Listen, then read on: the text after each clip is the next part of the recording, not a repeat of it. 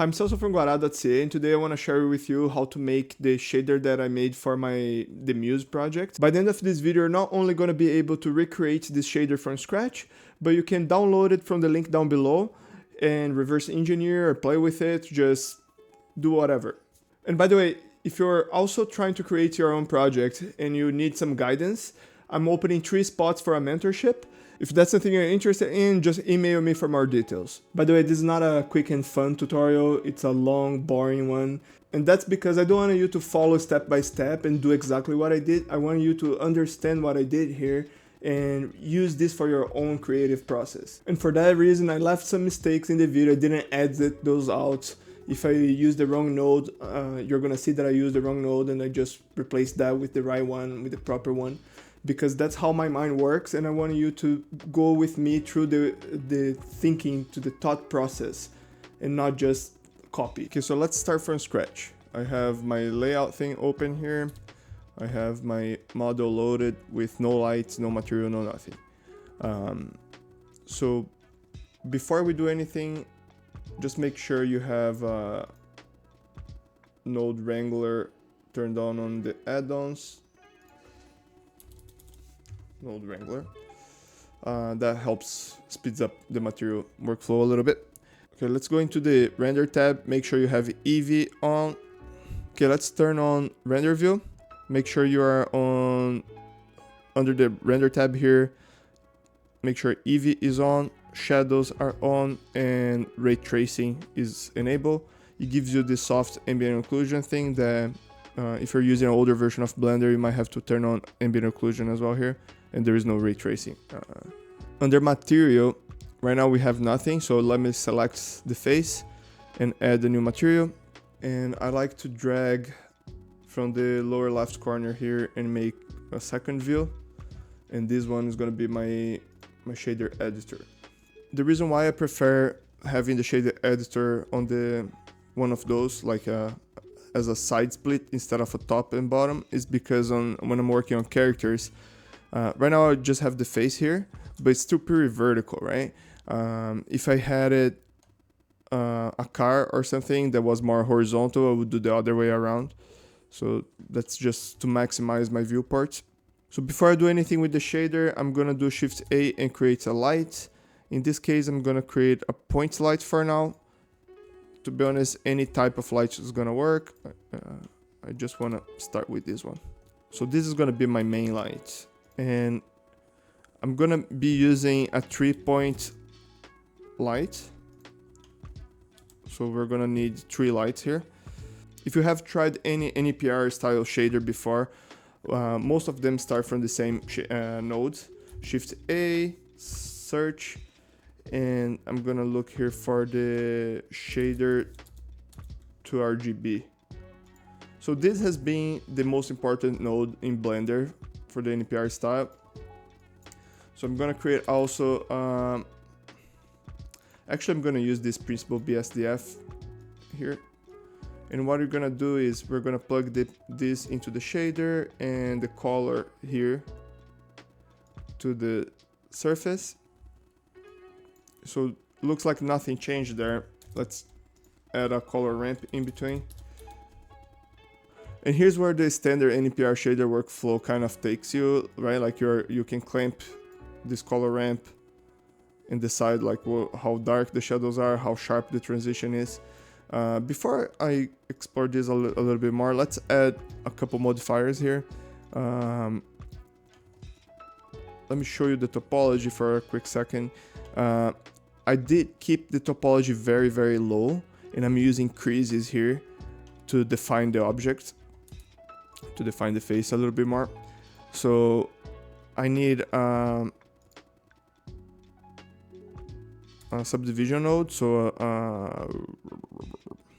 subdivision surface, and that's already doing a lot here, just one level there. I'm gonna do 2 levels. It's getting a little bit too sharp, so when I use creases, I like to do 2 subdivision instead of doing a 3 level of subdivision, a 3rd level of subdivision here. And the more I add, the sharper the transitions get, right? So I'm gonna do 2 levels. That way, let me take off the optimized display here. So that way it's increasing the resolution to, if I do too many, let's do 4 just for sake of the example. The more subdivisions I do, the harder the transitions get. And some areas that have a 5-point vertex, like here,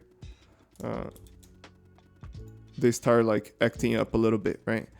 So what I like to do is do 1 or 2 subdivision levels on this one, add another subdivision modifier. In the second one, I'm gonna click on Advanced and turn off Use Creases. So what that does is rounds off the creases a little bit. So I have 1 or 2 on the first one and usually 1 on the second. And let's see how it looks.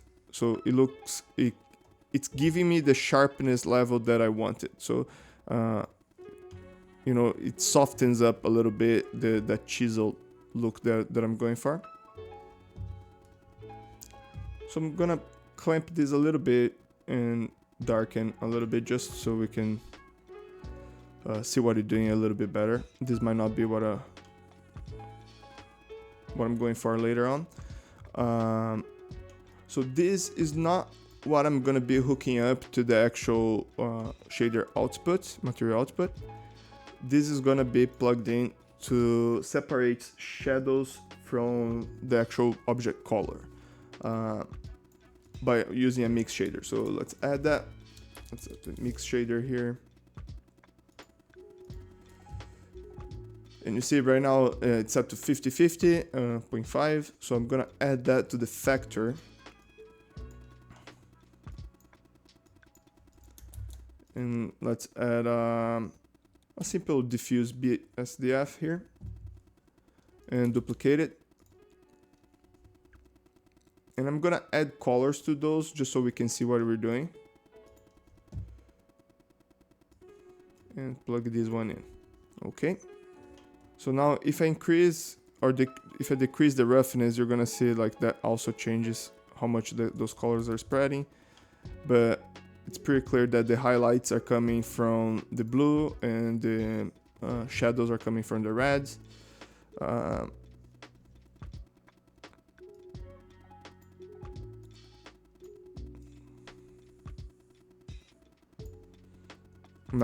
Now that I'm seeing things with color, it's a little bit easier for me to define how clamped this needs to be.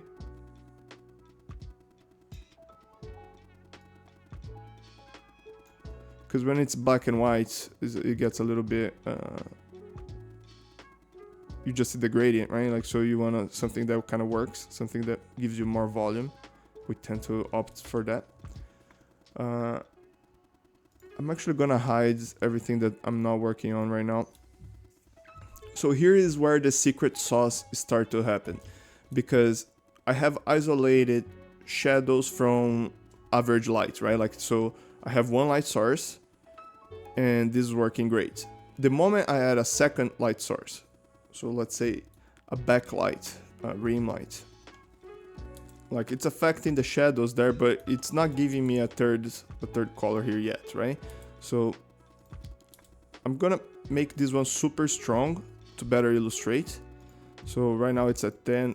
Let's do here like 500, you know, like something super strong. So it's casting a very nice highlights there. So I'm gonna duplicate those two, actually with the color ramp too, and I'm gonna see what's happening there, right? Like I'm clicking on the Control Shift and click on the color ramp here. It gives me a preview there.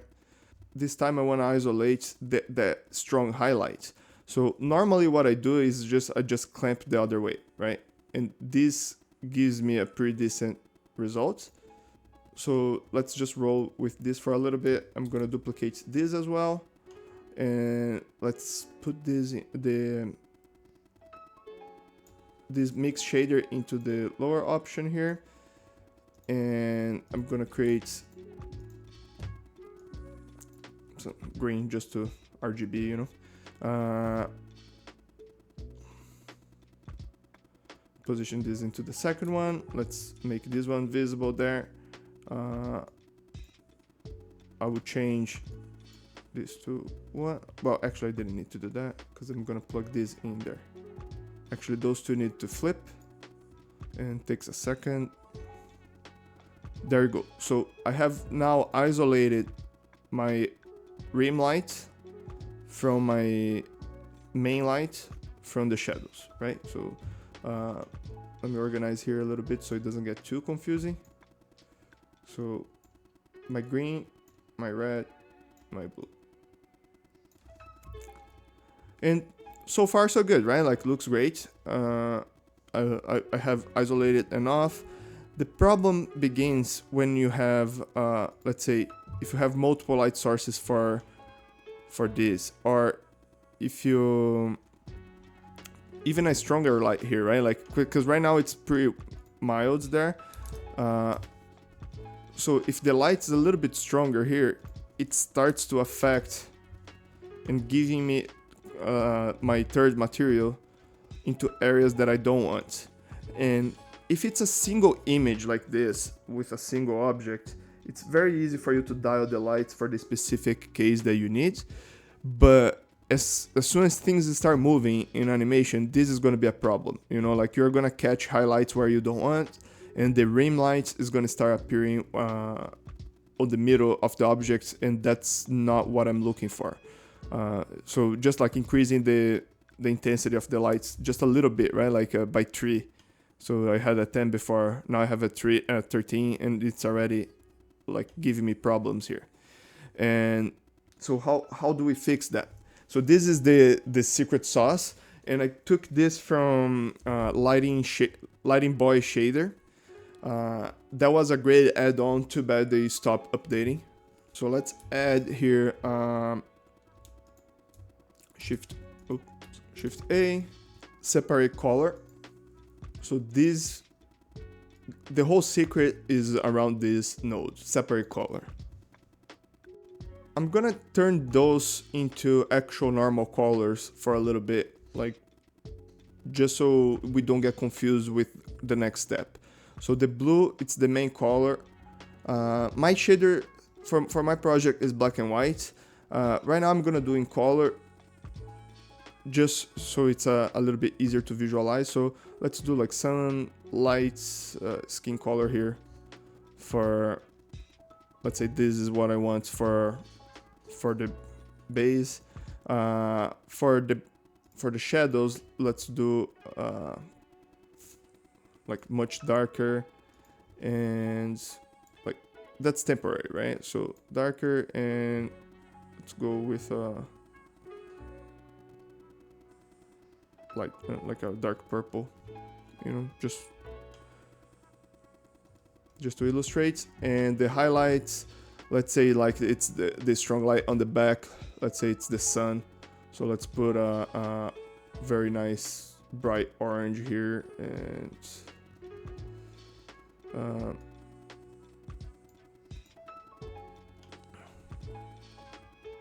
actually I'm gonna switch this to an emissive emission.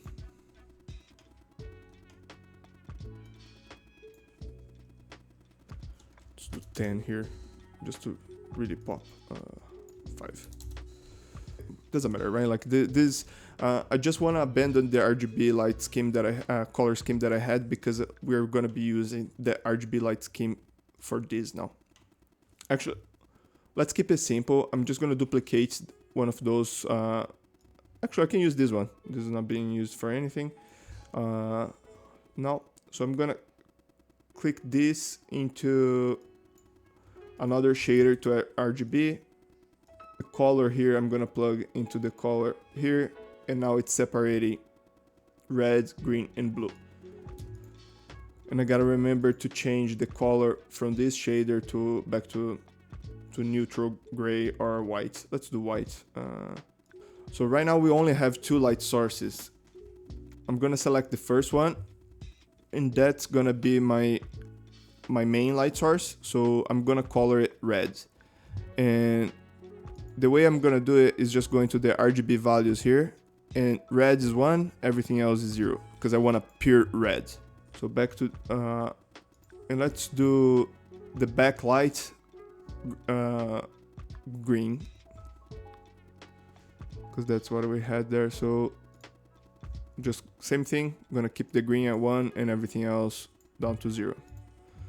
Okay, so now it's kind of funny, because if you look at a normal material, let's just plug in the Principal BSDF here. When you look from this perspective, from the normal material, everything on your scene is gonna look kind of wonky if you don't use the stylized shader that we're making. The whole point is making an NPR, right? So the lights are gonna be all over the place, but when you look through the shader, it's gonna work. So right now, I'm not gonna need those two Principal BSDF anymore. I can delete them. And I might bring them back to replace this diffuse if I find that I need more control. But right now I want the reds to be what's doing the trick here for, so I'm even skipping this shader to RGB as well,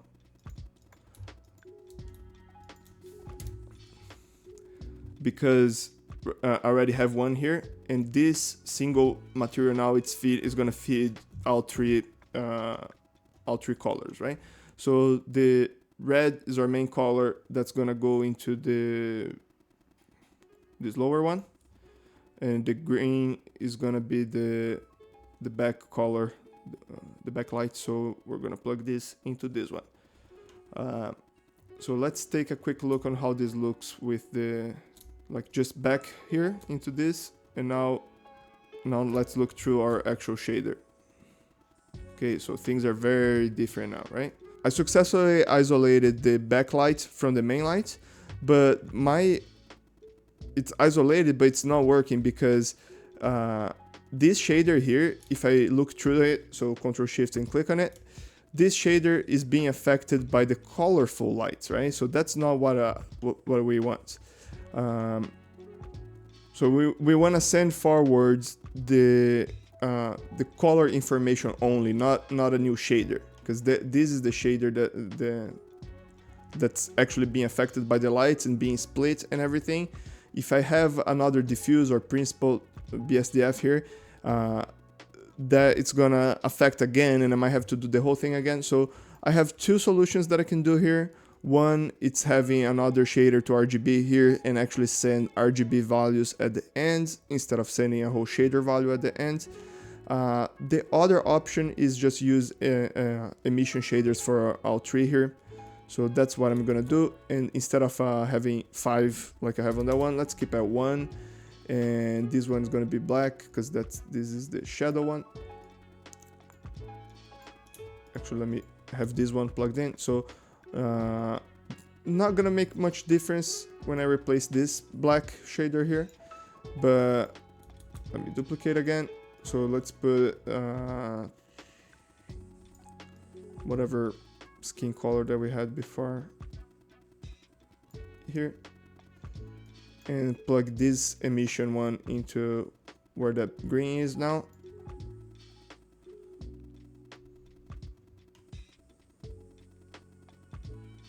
And now we have it. So if this is too flat for what I'm going for, I have two paths for success here. I can either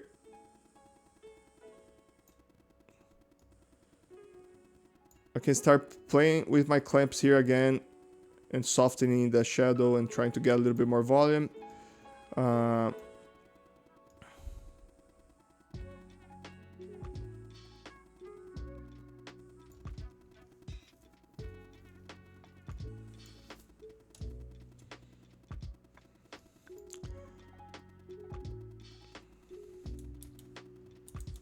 Or let's say plug this one back in here, but this time let's do the shader to RGB. Oops, not this one, shader to RGB thing here, and plug in another color ramp here. And now I can soften a little bit more things, and instead of black here, let's give it a skin color.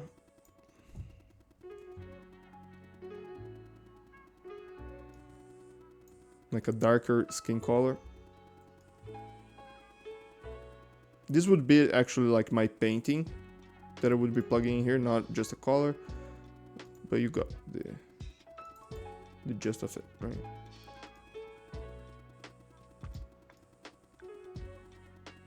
And let's say the highlight. So this is good because like it gives me another opportunity to mix some colors here, some textures, right? Okay, so I got this gradient being my skin color, and you can see like it really cuts in here, right? Like, so I really like that. So my rim light, it's working great. I'm gonna change this back to orange. Okay, so I recovered a little bit of the volume by having a gradient instead of a flat color here. We have this isolated, right? Like the rim light isolated, and we have the shadow isolated, so we can color the shadows if you want to. What's my shadow material here? So let's say I want to do like a little bit of a tinted blue shadow here. Now I want to plug in the texture that I painted on the other tutorial. You can check that one out if you want to learn how to paint this in Blender. But Shift A, search, image texture. I already have it loaded in Blender, so I'm just gonna look here for it. Body baked 2, that's the one. Okay, so if I Control Shift click on this one, I'm gonna look at the texture that I painted, right? Where am I supposed to plug this now? So what I'm gonna do is I'm gonna remove this color ramp again. So if I plug this just at my color here, some weird stuff is gonna happen because this is running through the shader stuff again and through the gradient and everything. So let's remove the gradient for the equation for if I'm gonna use a texture here. And it's still gonna be kind of weird, right? Because right now it's using a shader again. So I'm gonna plug in, instead of I'm gonna go back to the emission, not strength, color, and plug that in here. So let's see how that looks. So this looks way more like what I would expect. And the good thing is because I baked a lot of the volume into the texture, I don't need to worry about like getting too flat by using this method. But what I can do, if I want a little bit of the volume back, a little bit more, what I can do is, instead of I'm gonna unplug this from the color here, go back to having no color information here. So actually I can, doesn't matter. I'm gonna do another mix, but this time it's a mix RGB. And for this I'm not gonna need the emission here. I might plug the result of this into the emission, plug that into my next shader there. Right now it's just gonna be great. As my texture is gonna go into the color A here.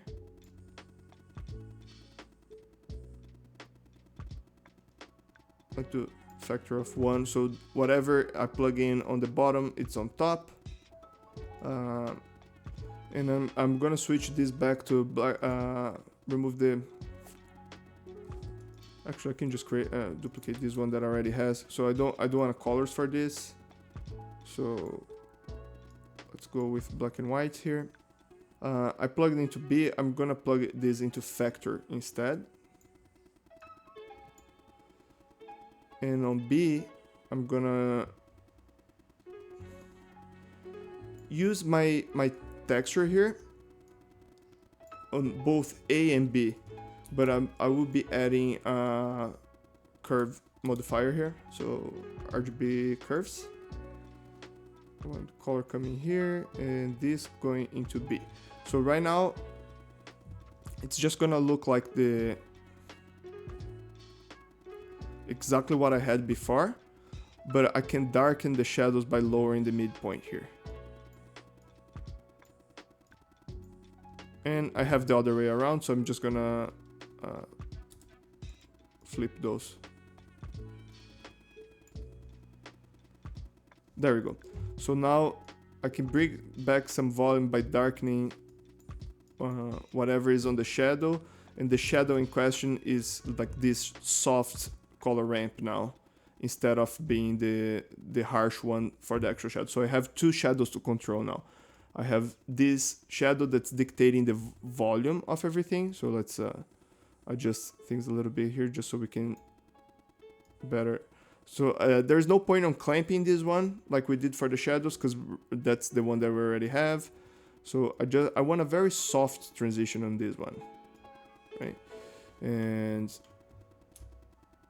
if we look at the ends there, so now we can really control here how much volume. Yeah, if we go completely the other way, it's gonna be lighter where the shadow's supposed to be, so we don't want that.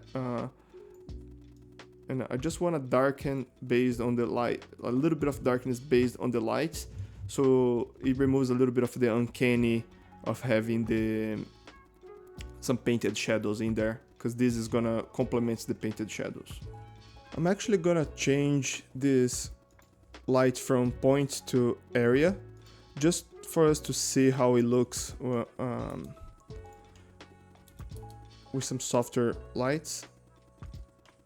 Softer shadows, right? So you see now the clamp here might need to be stronger if I want those blocky black shadows. I'm gonna pull this back to a darker blue so we can see a little bit better. Softer shadow like this. I want some grace on the shadow, so I can add the crosshatch that I have. And for the crosshatch, let's create here, so Shift A, I think I used a wave texture, so wave.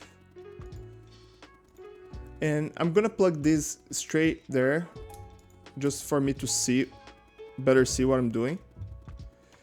And I'm also gonna do a Control T to get some mapping options here. So before I plug this to anything, I wanna make sure that I'm happy with the look of the crosshatch, right? So first thing I want to do is add a little bit of distortion here. Very nice and easy. Adjust the scale. I want this to be way smaller, and you gotta increase the scale to make the texture look smaller. And this is kind of wonky, right? Like I don't want the. Actually, kind of looks a little bit cool, but it changes too much, and like on the side of the nose and parts like that, it's not gonna look nice. So instead of generated vector here, I'm gonna use to window here. So the cross hatching is fixed on the camera view. It's not fixed on the object view. So when the object moves, the cross hatching is moving across the object. If you don't like that, you can do an object base here, but then you go back to those other problems. I don't like doing UV based because it's gonna reveal the seams. So I either do generated my work a little bit, but I prefer having the same direction based on the camera view. So camera and window, there is some difference in scales there. I'm not really sure the difference. Okay, I would do 45 degrees on Z for the rotation. That looks about right. And I can add more detail here. Control the distortion a little bit more. Reduce the scale a little bit more. I mean, increase the scale a little bit more. And one more thing that I can do is add a color ramp here as well. That way I can darken, control how the thickness of the black lines by in an easier way than actually playing with settings too much, you know, like you can just darken with the color ramp. So here's looks about right. So things are starting to get a little bit confusing there, right? So let's frame some things here. So Shift P with something selected isolates that into a little frame. So, oh, but the contour space, you can maximize the view. So those three, I'm gonna separate with Shift P and label this instead of base. So this is the base of everything, and you can also change the color. So I'm gonna keep this one gray, and that way kind of if I move the frame, everything goes with it. Those two here, Shift P, color, I will color it green because that's the light color that we are using for the highlights, for the backlights. And then label is gonna be rim light. So those new ones, let me disconnect. Those new ones are gonna be part of the shadow. So let me bring the shadow up here as well. And this is also part of the shadow control. So let me select all of those, Shift P. And the shadows have been controlled by the reds light. So I'm just gonna do a reds there and label shadow. And then whatever is left here before this the mix shader, actually this mix shader can be part of it as well. So this can be Shift P, color. Right now this is a result of the other ones. I don't have a specific color of lights doing anything for this, so I'm just gonna do a light yellow here and name it mid. This belongs here too. Now it's a lot easier to move around and know what we're looking at. So right now I have one emission shader for the light source, one emission shader for the shadow source. I'm about to change that. So instead of having a shader coming out of this, it's gonna be a color coming out of this, of both. And then let me do a mix color. And the reason why I want to switch from mix color, from mix shader to mix color here, it's because I want to use the mix options here. I want to use multiply. I'm gonna replace this with an emission shader. So emission. So the emission is gonna be what's connected here now. And the result of this mix is gonna be A. And the result of whatever come out of the shadow here is gonna be on B. So right now I'm just gonna put black there so we can better see what we're doing.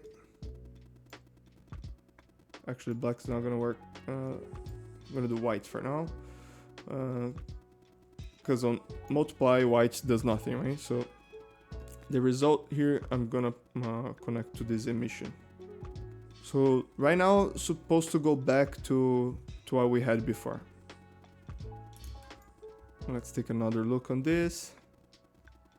And another look on this. So from this ramp here, I want to mix with this ramp before going there, right?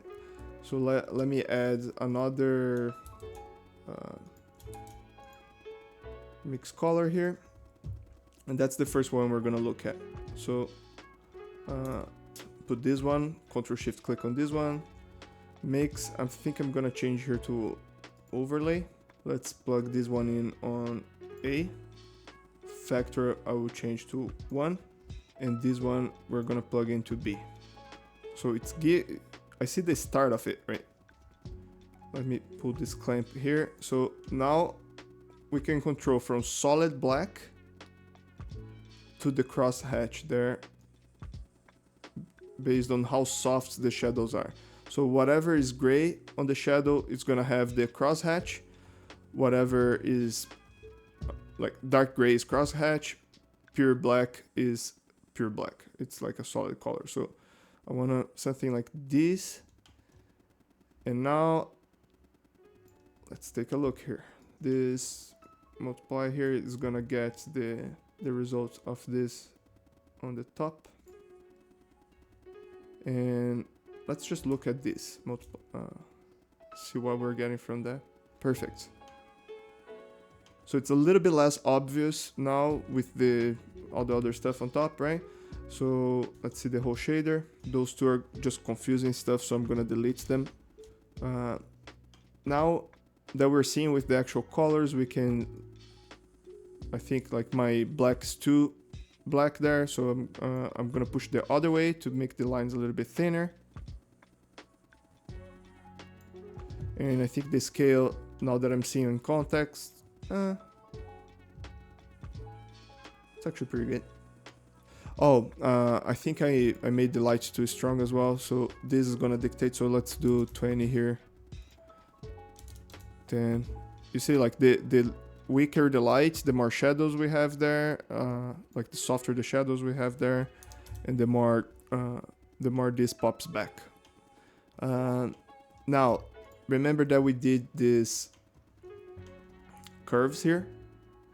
So this is also affecting things a little bit there, right? Like, so I can pull this back a little bit. So, because this is bringing actual shadows into the color area, and this is bringing shadows to the shadow area. So this shadow here is gonna look more 3D, and this shadow is more 2D, the red one. So I want to reduce the amount of this by pulling the white back here, but I still want to keep a little bit because I like it. And I can choose to darken everything by adding yet another color ramp towards the end of this, after the overlay here, right? So I'm just going to duplicate this one and position here. So I can actually darken everything as a unit here. So, and with that, I can control how soft the ends, like the cut line, is gonna be. I can have very abrupt or very soft, right? Like if I pull it back all the way, I want somewhere in between. And yeah, I'm using window based, so it changes as I move in and out. Just changing to generated to see what we get there. It's actually not too bad. I kind of like the wavy directions that we get with this. Might actually change on my shader to this because I like it, and it stays in place as the camera moves. Yeah, so looking at the camera, at the texture coordinate camera, it's not moving when I zoom in and out. I think this is the one that so it moves as I move around, as I rotate things, but it doesn't move with the zoom, so it doesn't get bigger and smaller. I think this is the one that I'm using on my final shader, and then I just need to adjust the scale here to compensate for it, right? So the only thing missing now is the outline, and for the outline I've been using the simplest methods, the inverted hull, using the solidify modifier that everybody else seems to like. So I just create a new material here. This one I'm gonna change from, just gonna delete the principal BSDF and add emission. Connect this, set this to black. Now before I do anything else, I on the material options here, backface cooling, I just turn on all the options here, and that's pretty much it. So under my modifier stack, I'm gonna add a solidify modifier, and that's gonna break things a little bit there. So I'm gonna add a negative value because the offset set negative. If the offset is positive, you add a positive value. So I'm gonna hold shift and drag this down so it goes slower. So it inflates the model a little bit, right? I don't need to worry about any of this here. Material, I need to do material offset of 1. And the normals, I need to flip normals. And there we go. So now I can, like, if you go too far, it's gonna break. Okay, this is a bit thick, but I like it. Now, this line is too perfect, right? If I want to add some line variation here, one thing I like to do is add a displace modifier. So add modifier, search, displace. It's gonna blow up 0.001, maybe just maybe 0.01. Okay, that's not too bad. 0.005.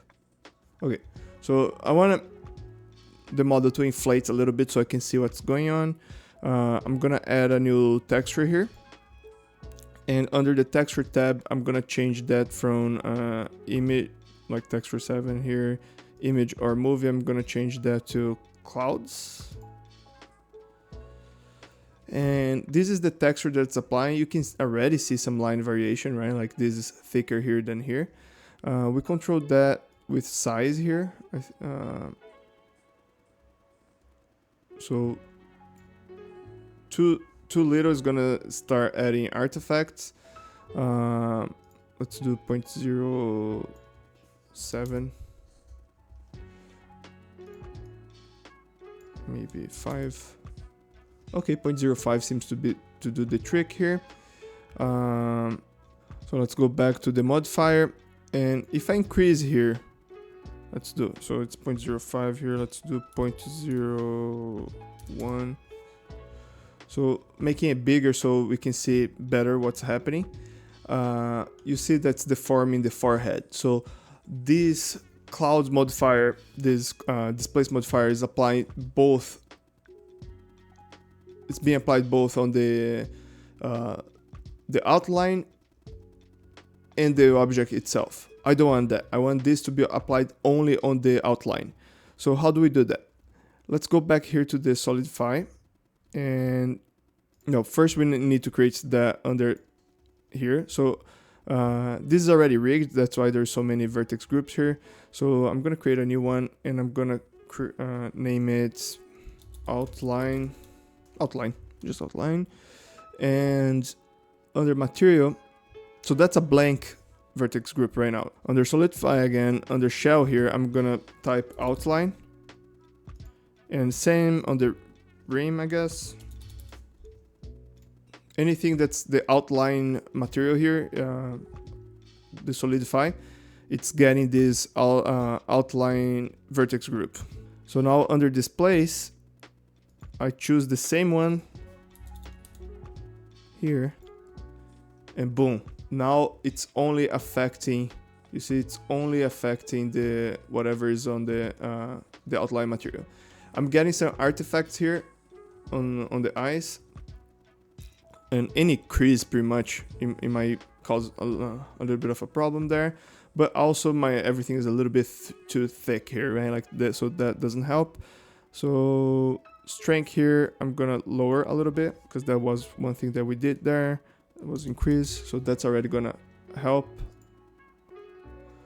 And the thickness here, just gonna half it. So still have a little bit of an artifact there. Okay, so this looks a lot better already, but we are still having some artifacts on some areas that I don't want to have artifacts.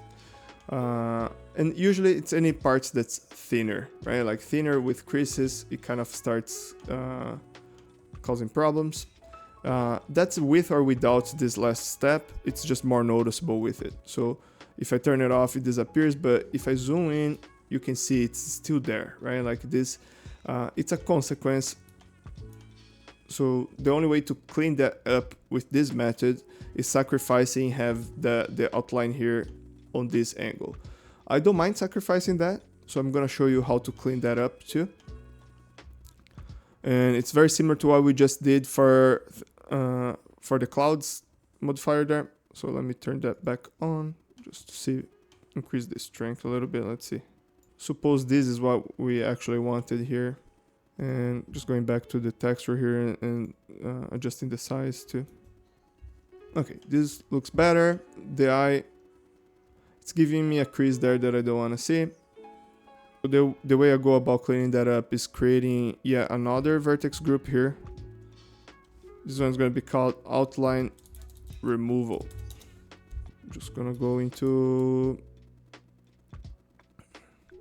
weight paint mode. And blue means 0, red means 1. And I do have symmetry enabled here. So I'm gonna first I'm gonna get the gradient tool here and change. I want to flip this, so I want everything to be 1 here. And in my case, it's getting a little bit heavy there, so I'm just gonna turn off all the subdivisions here. Makes it a little bit easier to paint.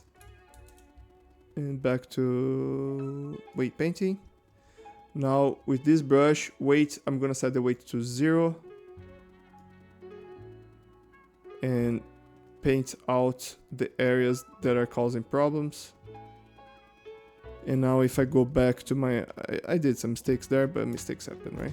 So now if I go back to my object, I'm gonna turn everything on again. Back to render view. And here on solidify vertex group, outline removal. And bang, that's gone. But I also minimize the amount that I have when I'm on a side view, which I actually like a lot thinner there, right? I don't want a distracting black bar on the face. So this I can do on the mouth and everywhere that it's creating that kind of problem. I can just paint it out with this vertex group method. And I guess that's it.